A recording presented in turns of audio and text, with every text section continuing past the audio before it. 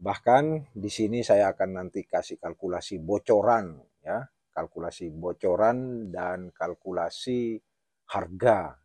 Terkadang benda ini disepelekan, bahkan penafsiran harganya pun terkadang eh, kacau ya, kacau dan asal-asalan. Yuk nanti kita akan bedah satu demi satu sampai harganya. Siap? Oke, let's go.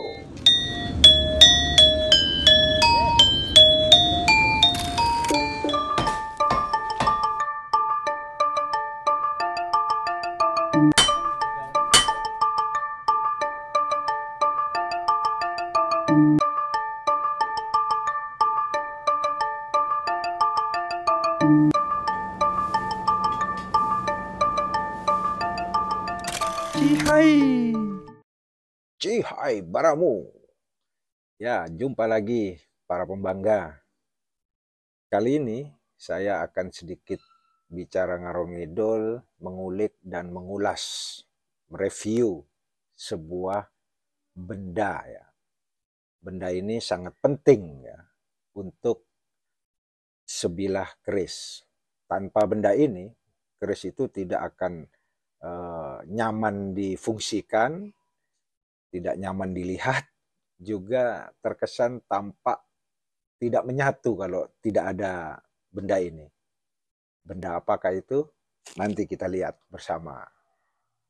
Bahkan di sini saya akan nanti kasih kalkulasi bocoran bagaimana menafsir suatu harga benda ini jika baramu ingin memesan atau melihat di lapak-lapak teman-teman para penjual benda ini. Oke, tanpa lama-lama, yuk kita akan telisik dan telusuri. Inilah bendanya. Nah, sudah tahu kan? Apa ini? Betul. Inilah namanya danganan ya, atau hulu untuk keris Bali. Jadi identik sekali ya. Kalau sudah ada ukiran berbentuk togok atau wayang atau uh, bergambar sebuah sosok itu pasti identik sekali dengan danganan atau hulu keris Bali. Nanti kita akan bahas satu-satu. Ada lagi yang bahannya dari logam. Nah, inilah. Ini dari logam, ya, logam tembaga khususnya. Ini logam warna kuning, apa yo? Emas. Oh, bukan. Ini kuningan ya. Ini dari danganan dari logam kuningan. Satu lagi kita lihat. Syaur. Nah, ini putih. Jadi ini terbuat dari perak ya. Logam perak. Kita akan bahas yuk mulai dari satu persatu. Kita mulai dari yang paling umum ya, yaitu danganan yang berbahan kayu. Nah, di sini saya punya sampel ya. Kita ambil satu ini. Nah, ini danganan ini atau hulu ini terbuat dari kayu. Kayunya kayu cendana wangi atau yang biasa dikenal cendana super ya. Cendana super dari tim-tim gitu loh. Motifnya adalah togok yang biasa dibilang adalah motifnya Prabu ya. Prabu itu raja, simbol dari raja atau penguasa atau orang yang penting lah, Prabu itu. Jadi diukir ya, ukir cukup detail dengan variasi menggunakan selut ya, selut ini atau angkop ya, kalau orang Lombok bilang angkop. Ini selutnya terbuat dari logam perak yang ditatah, diukir juga. Ini. Jadi selut ini dikombinasi dengan batu permata. Yang lumrah itu batu permata adalah batu permata ruby atau mirah ya, dan safir. Biasanya yang digunakan black sapphire ya. Batu permata ini ada 8 biji biasanya. Kalau selut Bali itu biasanya ada 8 pieces batu permatanya. Ini kita hitungnya dari depan sini ya. 1, 2, 3, 4, 5, 6, 7, 8 ya. Jadi kurang lebih dan biasanya memang tidak lebih dari 8. 8 saja ini. Ini melambangkan 8 arah mata angin ya. Oke, yang kedua itu adalah yang berbahan logam tembaga dengan variasi hiasan permata-permataan. Artinya batu permatanya ini imitasi ya. Biasanya dari kaca atau dari plastik ya itu. Oke, terus yang satunya adalah berbahan logam juga. Nah, ini logam kuningan ya. Bermotif Buddha atau raksasa ya. Kalau yang tadi ini sama motifnya Togok Prabu juga. Kalau ini motifnya Buddha atau raksasa, biasa dikenal Buddha Nawasari ya. Nah, ini terdiri dari kuningan dan berhiaskan batu permata ruby dan safir ya. Biasanya di sini ini berkisar 20-an sampai 30-an, 35 ya semua.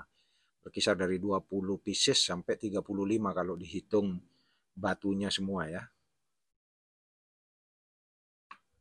Nah, kalau ini juga motifnya Prabu ya. Motif Prabu tapi dengan bahan perak ini. Bahan dasar perak dengan beberapa variasi batu permata juga. Ini jumlahnya kalau banyak begini biasanya 30 sampai 30 pieces batu permatanya. Nah, oke ya. Dalam memilih danganan atau hulu untuk keris-keris Bali bukan wajib sih. Ini saran saja dari saya untuk para baramu jika ingin memiliki atau mengoleksi hulu-hulu keris Bali ini ada beberapa syarat ya. Yang pertama jika baramu ingin danganan atau hulu keris itu terbuat dari kayu, contohnya ini, baramu bisa memesan atau membeli langsung dari beberapa rekan ya yang dipercaya. Yang kedua tentukan kayunya. Ya, itu soal selera juga. Kayu-kayu itu kan banyak ya jenisnya. Namun yang biasanya yang paling bagus diukir itu adalah kayu-kayu yang memiliki seratnya rapat, halus, dan cukup keras.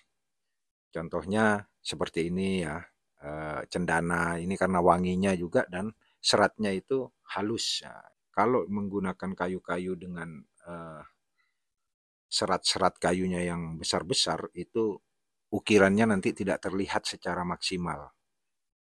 Kayu-kayu yang seratnya padat seperti kayu areng atau eben atau kayu cendana, kayu apa lagi ya? Biasanya digunakan setigi, kayu tenggulun dan lain-lain. Nah, dalam memilih hulu, saya sudah sering katakan bahwa hulu itu adalah fungsinya untuk dipegang ya. Jadi baramu itu harus paham dulu tentang fungsional hulu. Jadi hulu yang baik itu jika nyaman dipegang pertama. Nah, genggamlah sebagaimana layaknya menggenggam hulu. Jadi fungsinya adalah karena kenyamanan dipegang ya. Jadi itu yang harus baramu perhatikan yang pertama kali. Jadi pilihlah maker yang paham dengan karakter pembuatan hulu dan maksud tujuan sebuah hulu itu loh. Sebuah danganan. Hulu itu bukan patung ya, bukan patung kecil. Kalau patung itu lurus, tapi kalau hulu atau danganan itu kenapa agak rebah, agak tidak lurus begini ya, tapi agak melengkung, itu karena hulu fungsinya untuk digenggam. Jadi kemiringan ini, nah ini ya, kemiringan ini, kenapa miring begini? Ini untuk biar nyaman diletakkan di tangan kita, karena tangan kita ini kan ada cekungan. Nah, disinilah letak hulu itu, cekungannya itu pas ya nah, itu lihat, bisa dilihat kan, pas dia. Jadi kalau digenggam, tidak ada yang nyangkut di dalam genggaman. Nyaman itu loh, seakan-akan kita menggenggam kayu atau logam yang bulat, tidak nyangkut ke sini kemana gitu, tidak nyangkut. Nah, itu yang bagus. Maker-maker yang paham akan filosofi dan filsafat hulu itu tahu dengan karakter jika nyaman digenggamnya itu. Kalau belum nyaman digenggam, mereka tidak akan ukir. Jadi dari bakalan itu sudah disetting nyaman digenggam dulu. Yang kedua adalah anatominya, ya, anatomi. Kalau anatominya bagus, ya otomatis itu akan mempengaruhi tampilannya. Yang berikutnya adalah detail-detail ukiran dan ornamen-ornamen atau variasi yang ada di hulu tersebut. Contoh, kita melihat hulu kayu ini dipasangkan sama perak ya. Ini juga akan mempengaruhi harga ya. Itu sudah pasti. Kalau hanya kayu saja mungkin berkisar ongkosnya itu atau harganya ada yang berkisar dari 500 sampai dengan 1 juta ya. Tergantung siapa makernya dan dari bahan kayu apa gitu dulu. Kalau kayunya biasa-biasa ya harganya pun biasa, tapi kalau misalkan kayunya kayu langka, kayu semacam cendana wangi itu berbeda dengan harga dengan menggunakan kayu-kayu biasa. Itu yang baramu harus paham ya. Dan berikutnya adalah kalkulasi tentang angkopnya saja ini ya. Angkop ini berbeda jika baramu mengkalkulasinya dengan angkop dari logam bukan perak ya. Jadi kalau melihat danganan ada angkop peraknya, otomatis berbeda dengan angkop yang terbuat dari kuningan atau tembaga. Bahkan sekarang ini di Bali itu lagi tren angkop yang bukan ditatah atau diukir tapi di casting, dicetak. Itu berbeda harganya. Jadi lebih murah lah daripada pakai angkop perak yang ditatah atau diukir manual ya, bukan dicetak. Tergantung kecil besarnya hulu ya. Kalau kecil ya lebih murah, kalau besar lebih mahal karena ya jelas penggunaan bahan bakunya adalah lebih banyak kalau semakin besar hulunya. Jadi kita pakai standar di saat video ini dibuat adalah menggunakan perak ya. Standarnya ini berkisar dari kalau ukuran segini dari 1.750.000 sampai 2 juta peraknya ya. Belum batu permatanya ya. Nah, batu permata ini terkadang kita abaikan dalam menafsir atau mereka harga sebuah danganan ya. Kita hanya berfokus pada danganannya, ini perak apa kuningan atau apa, tanpa melihat apa batu permatanya ini. Ya, ini berbeda sekali dengan ini ya. Nah, ini saya ambilkan contoh. Dua danganan ini, yang satu ini pakai batu permata asli, ya, ruby dan black sapphire. Yang satu ini menggunakan plastik. Ya, ini sangat berbeda sudah harganya. Di sini baramu bisa lihat ya. Nah, ini 8 biji saja kalau pakai batu permata yang bagus, ya menengah lah, menengah. Seperti ini kan kelasnya menengah ya, tidak bagus sekali, tidak jelek sekali, tapi ini menengah. Biasanya di Bali itu pakai gram-graman ya. Jadi satu batu yang besar ini ya 1 gram lebih lah, 1,5 mungkin ya, 1,5 gram. Ini kalau pakai safir dan ruby di harga per gramnya 40.000 saja, sudah berapa kali? Anggap ini 1,5 gram lah per batu ya. Sudah 1,5 gram kali 8, karena ada 8 pieces, dan kali harganya per gram 40.000 ya. Itu yang standar ya. Lagi, ini juga sama, dia menggunakan batu permata ruby dan safir ya. Ruby dan safir, hanya ini bahan bakunya adalah kuningan. Nah, kalau yang ini diperkirakan buatannya ponakannya Pak almarhum maestro danganan di Bangli ya, Pak Tike. Nah, ini karyanya ponakan dari beliau yang langsung saat itu berguru langsung kepada beliau ya. Ini mungkin dibuat di sekitar tahun 60-an ya. 50-60-an lah yang ini. Untuk sementara, untuk yang ini tidak saya maharkan atau tidak saya jual karena ini sudah langka ya. dari bentuknya, anatomi, nyaman digenggamnya, dan karakter-karakter kekunoannya itu masih terjaga ya.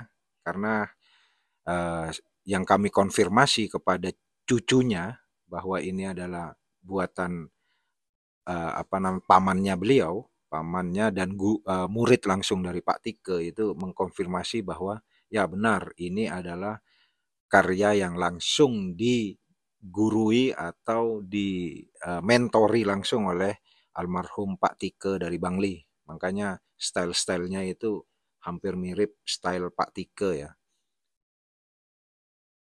Nah ini bahan perak. Stylenya juga style Pak Tike ya. Karakter Pak Tike juga. Jadi ramu Pak Tike ini di era-era dulu di tahun-tahun 68 di tahun 70-an, 60, 70, 80-an itu sangat terkenal karyanya ya. Banyak karyanya dipakai untuk cindramata tamu-tamu kenegaraan oleh istana negara ya. Karakter klasiknya dan karakter kekunoannya ada, karakter pembuatannya. Ini yang susah ditiru di zaman sekarang ya. Nah, kalau ini lagi, ini ada 30 ya, 30 biji permata. Permata campuran antara safir sama ada intan di bagian atas sini, intan, ada ini gioknya juga. Nah ini kita kalkulasi, seandainya baramu kita ambil saja, ini kita pukul rata menjadi 1 graman ya, 1 graman. Anggap saja semua 1 gram, padahal ini kan ini 2 gram udah. Ini 2 gram, ini 1 gram setengah. Kalau ini kan tidak nyampe 1 gram. Jadi lebihnya ini kita masukkan ke yang kecil-kecil lah ya. Kita anggap saja 30 biji ini, 30 nih, ini 30 semua, itu dikali menggunakan permata per gram ya, 1 gram, jadi ada 30 gram ya. 30 gram kali 40 ribu per gramnya. Anggap itulah yang termurah ya. Pakai yang kualitas biasa lah. Jadi satu danganan ini, satu hulu ini, untuk batu permatanya saja, 1 gram, harganya 1 gramnya itu 40.000 dikali 30 pieces, ya. Jadi 30 gram, anggap ya 30 gram semua kali 40.000. 3 kali 4 adalah 12, jadi 1.200.000. Ini untuk video di bulan Desember 2023 ya, harga gram-gramannya itu 40.000. Jadi batunya saja ini, kalau kita pukul rata 1 graman, itu sudah menghabiskan modal 1.200.000, belum ongkos pasangnya. Ya. Jadi itu harus dikalkulasi. Jadi baramu juga harus bijak ya dalam melihat dagangan teman untuk membeli, itu harus bijak.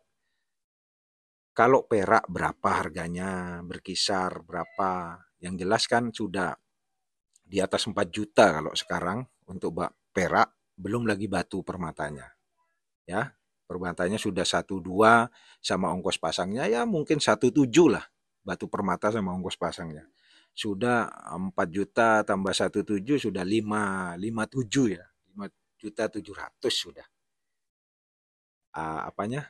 Harga modal ini ya, harga modal istilahnya. Jadi belum lagi misalkan ada beberapa permata yang memang super. Nah, kayak ini ya, misalkan ini kecil ini. Kecil tapi ini lumayan ini.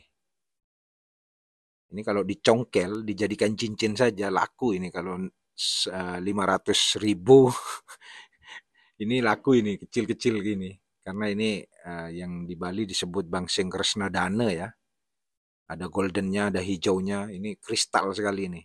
Nah, bayangin ada beberapa danganan itu yang memakai merahnya, mirah atau batunya itu dari Birma semua. Wah, itu sudah berapa? Batunya saja sudah berapa juta loh.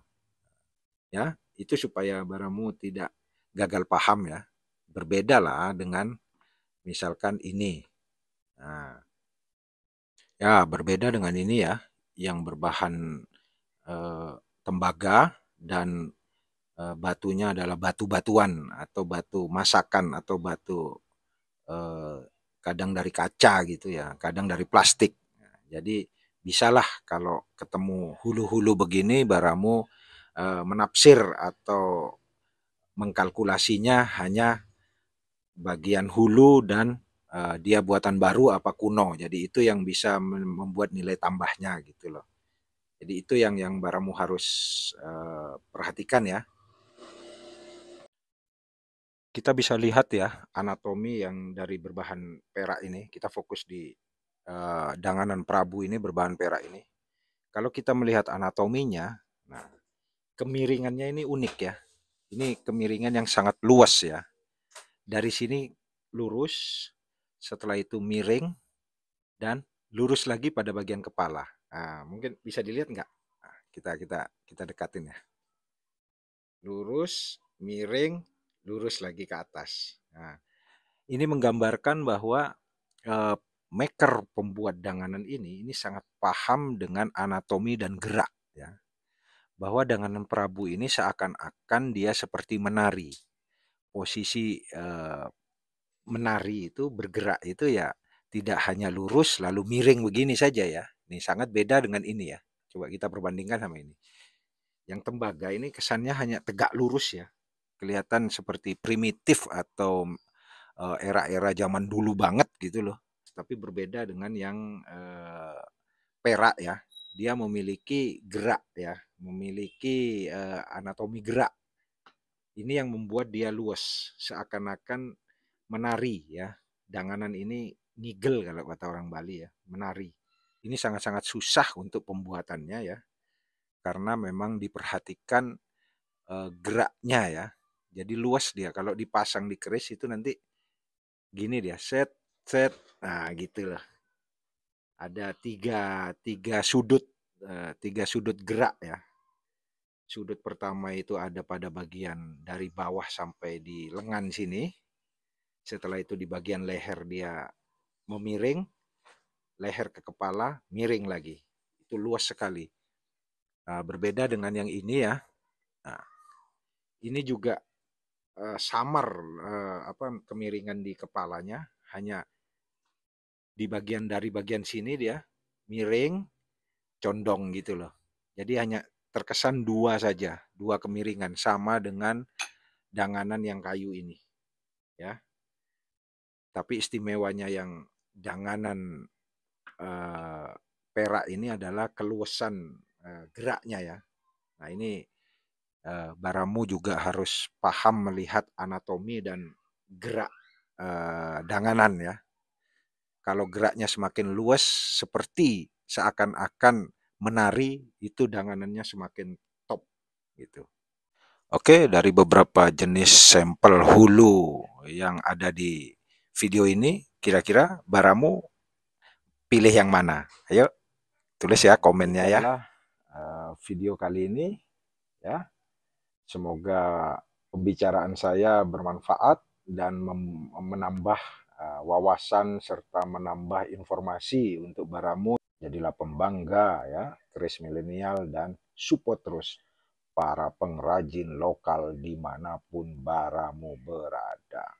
Sehat dan sukses selalu. Thanks. Terima kasih sudah menonton, like, share, subscribe ya.